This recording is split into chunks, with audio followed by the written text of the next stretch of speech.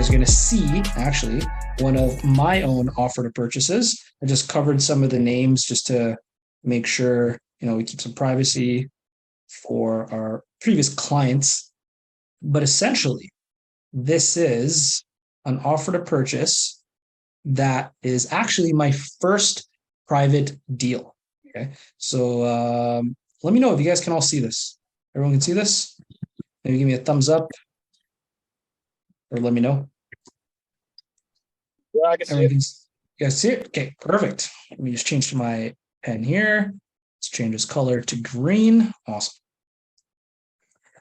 Cool. So this is a residential form of an offer to purchase. What is an offer to purchase? This is really the document that you're going to fill out that gives you the right, if accepted, to buy the property, okay, or to sell a property if you're on the sell side. And here is we're going to go through kind of the private sale, right? So you'll see that the first thing I always do is I cross off this top section and I just write private sale, as you can see here. And you'll see that there's no listing broker, listing salesperson, and there's no listing broker or listing salesperson on the other side. Why is that? It's because it's a private deal, right? I'm just directly negotiating with the seller in this case. And anytime that changes are made to this contract, or any contract really, is you'll see that both buyer and seller are putting on their initials just to represent that these changes, everyone agrees on them. Okay. Now here with the seller, this is who we're writing out the offer to. Then we have the seller's address, which is usually the same as the address that we're actually buying. Now, if you're buying from a landlord, it might be a little different, right? Then it would be I or we. So I put my name here, be like Patrick, because we're the buyer. Okay? Then I put my address here, my buyer's address. Now, subject matters of this offer. Here we are now. This is where we want to establish what is the property that we're actually buying. So this is the first wholesale ever done, and it was on Erin Street. Now, A here is there shall be included in or with the property all fixtures, and particular all such electric light fixtures, heating, plumbing fixtures, TV antennas, satellite, all this other hardware there, but excluded in these fixtures. And then we basically bought the property as is, so nothing was excluded, so there'll be none. And then all goods and chattels which are not fixtures shall be excluded except for the following which are included. So this is where we want to include different appliances. So include the deals a stove, we include a dishwasher, over the hood range, got the fridge, washer, and dryer as well. Okay. If you don't put these things, then the seller technically has the right to keep those appliances. Now we got the purchase and sale price of the payment. This is where we're putting together the total price. We got this for $59,999. I also put a deposit, and here I put due upon removal of conditions. So we'll talk about conditions later on, but I always put that there, something I learned from Coach Denzel. And basically this means that once our conditions are removed and we know that the deal is actually going through, then I put a deposit on. I only put $100 deposit on this. When you're buying publicly, I've done as low as $1,000. Usually it's around $3,000 to $5,000. On a private deal, Jerome, our other coach there in the Alliance, he'll sometimes even do $1 deposit. Right now, it's up to you to negotiate that. This really just shows how much skin you have in the game off the bat, because if you remove all conditions and the deal goes through, but then you kill the deal at the very end, what that means is the seller can keep this deposit. If you don't remove conditions and then it doesn't pass, let's say, a satisfactory inspection or a satisfactory financing, you get your deposit back. But the reason we put due upon removal of conditions is because I don't necessarily want to give a deposit too soon, because I might need that money for another deal, right? In case this one doesn't go through. Now we have assumption of existing mortgages. This one, we didn't do that. Net proceeds of a new mortgage, we're not doing that. And then, so the cash certified check or bank draft or the lawyer's trust check on or before possession date is essentially going to be the rest of the funds. 59,999 minus the 100 is 59,899, which again, our total purchase price should match the price that we have here. Here we just put other, it could be cash, it could be a mortgage, but it had to be done by August 1st of 2021. I've done a few co-wholesales before this, but this is like the first one where I actually was the one that fully negotiated everything. I found a deal, was able to sell the deal. Every wholesale I've done before that was a co-wholesale. All that really means is the fee that we'll get, I was just splitting it with a partner. Possession, this is where we get to determine, okay, when are we taking possession? It's going to be at 9 a.m. on the first day, August 1st. This technically could have just been August 2021. All right. Loading this up. Just going to meet some people. And the seller promises that the property will be free of all encroachments by adjoining structures and improvements, except, so we put none. So there'll be no encroachments. Changes back to green. Structures and improvements on the land will not encroach beyond the limits of the land or any public utility right of way, except for, again, none. So we want to make sure that's all good. Buyer initials, seller initials. Cool. Next page. Got page 2. Make sure we unlock this. Let's go to page 2 here. Awesome. Let's lock this. Now, we have, will comply with all restriction requirements against the title and all applicable zoning regulations, except for, again, nothing special here. Just putting none. Additional promises, we're putting none. Now, seller's promise as title and ownership. Again, we just put none because we want it to be very clean. We want to make sure that the deal, there's no other fixtures included, nothing else that we want to worry about.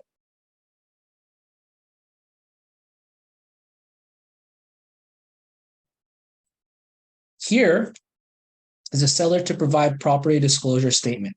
This is a PDS. We actually removed all this, right? The property owner for this deal could have done a property disclosure statement because they actually lived in the property. I find that when it's landlords selling rentals, they have usually never lived there, so they can't really fill out a property disclosure statement. Again, anytime we're crossing off different aspects of the. So if you're an aspiring real estate investor, or if you're a real estate investor looking to scale past that 6th, 7th, even 10th home, I'd love to help you out. So DM me the word coach. I'll send you more details. And if you are a good fit, I'd love to invite you to do a free real estate strategy session. Love to help you reach those goals. Speed of implementation is key. So DM the word coach and let's get talking and let's get to business. Contract. What are we doing? We're making sure that we are putting on initials of both buyer and seller and all parties involved there, just to show that we all agree to this change, that we're taking these off. Now we do have a subject here. So inspection of property satisfied buyer by an inspector chosen by the buyer. And then we have other, it's subject to satisfactory due diligence. Okay. That means we're not just doing due diligence. It has to be satisfactory for us as buyers. Okay? And then no conditions benefiting the seller. Now, if your seller wants certain conditions, then they'll probably put that in there. Again, buyer initials, seller initials. One thing you guys are going to find when you're going through this process of filling out these offer to purchases is that you'll almost want to negotiate beforehand before you go through all this paperwork, because you don't want to get stuck negotiating and then you get to a certain spot and then now the seller wants conditions, they don't want your conditions, and there's this whole back and forth. You almost want to have all the negotiation done beforehand before filling out this offer to purchase. We'll actually be talking about that next week for the ones that are in the private group. Jacob asks, will you be posting this? Won't be able to listen in for the next 15 minutes. Yeah, no worries. It's going to be in the private group there. So if you have access to the inner circle, you'll get access to that. Cool. So these are all a bunch of other promises. If you really want to get into nitty gritty of everything that is talked about in here, is basically I highly suggest you just meet up with your realtor, get them to explain the whole legalities of all this. And basically it's just saying that, there was no force in effect. We didn't like force anyone to go through this.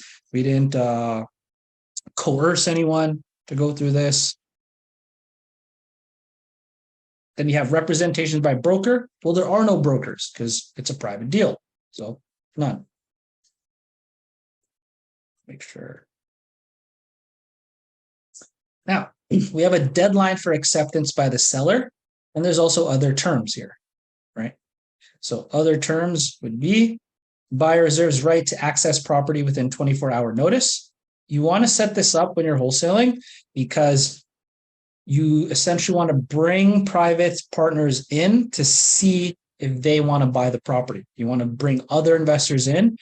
Usually they're contractors, especially for flipping or burring. If we're burring it, it's usually an investor. And then we also put buyer reserves the right to take title in their name or in the name of their nominee. Okay. Some people also put this as buyer has the right to take title in their name or in the name of their corporation. I've also seen it written as buyer has the right to assign this offer to purchase to another person, corporation, or entity. This is what allows you to wholesale this deal. Okay. Without this condition, this term, I should say, you cannot wholesale that property. You got to be able to assign or take title in their name or the name of a nominee. Basically, you're nominating someone to take title of this. Okay. Signed by buyer, sign time, and I had a partner on this. This is my lawyer, Kara. Initial, awesome. Okay. Next, and this is the final page.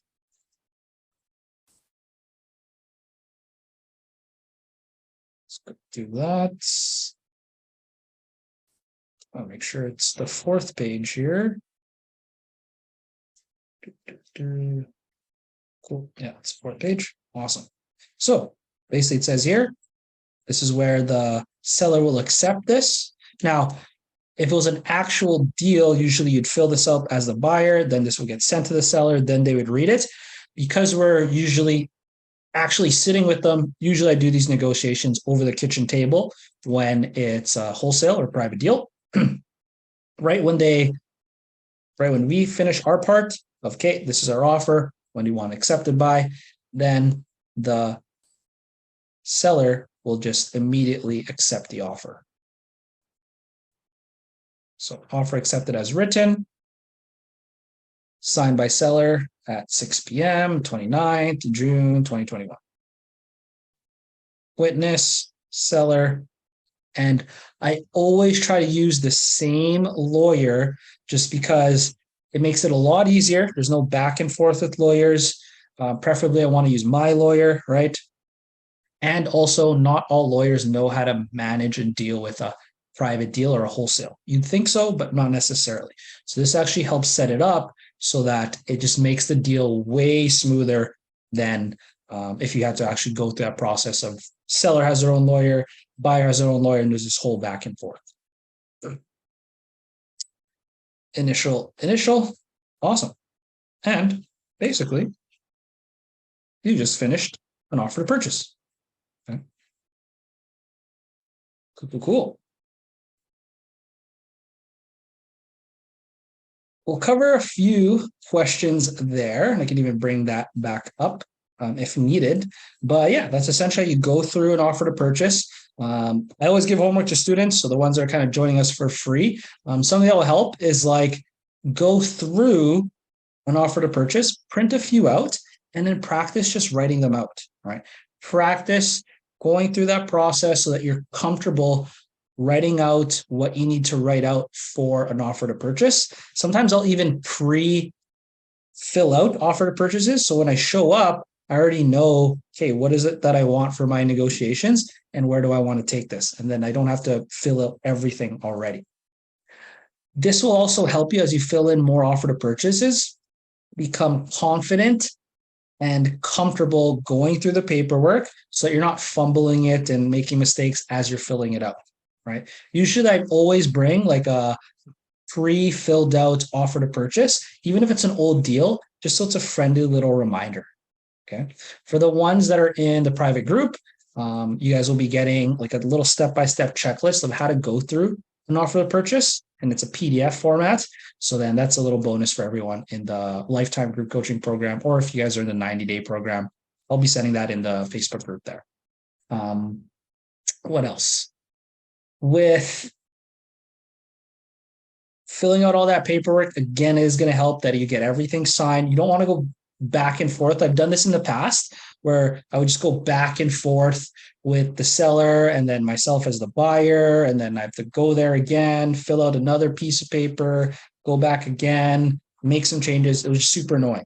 So I find that if you pre-negotiate, you negotiate first, and then you fill out the offer to purchase, everything's already set up and set in stone so that as you're going through the offer to purchase, you're just really plugging and playing. What are the terms? What are the conditions you're putting on? Are we putting satisfactory inspection? Are we putting satisfactory due diligence? Does the buyer need satisfactory financing? And what does that look like so that as you've already pre-negotiated that, you're just putting it on paper and it makes it a lot easier. James asked the question, what type of lawyer would you recommend for this wholesale process? Definitely someone that you've worked with in the past for doing real estate deals. I always just use my same lawyer because she's helped me close pretty much all my deals. I've only used another lawyer maybe twice when I had joint venture partners because they wanted to use their lawyer. I was like, okay, cool, it's all good.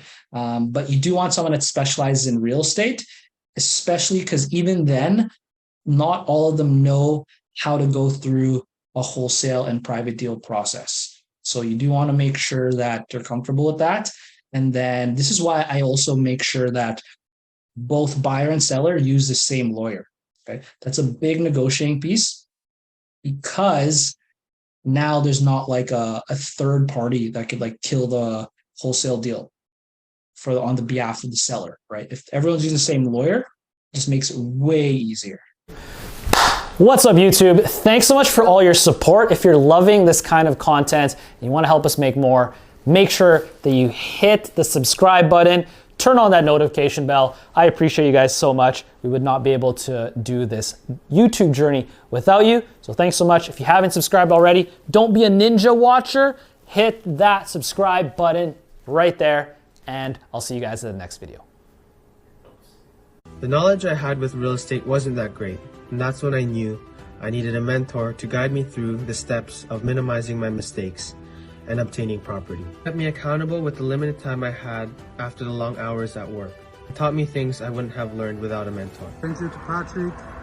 He's helped me with pretty much everything ever since I started. So big shout out to Patrick and Alliance. Nice. Yeah, Nick's an action taker, so we can help guide you, but you still got to do work, and Nick is a testimonial for that. Sure. Yeah. Thank you again, Patrick, for this program. It changed my life. It changed my mindset. It changed everything. That was the best six weeks of my life. I just want to give a shout out to my man Patrick. Just honestly been one of the best teachers that I've ever had. It's a very informative course. Patrick works with you one-on-one, so if there's any questions or anything you might be doubting or you're uncertain of, he'll definitely be there to help. Honestly, highly suggest this course. It's taught me a lot through my journey.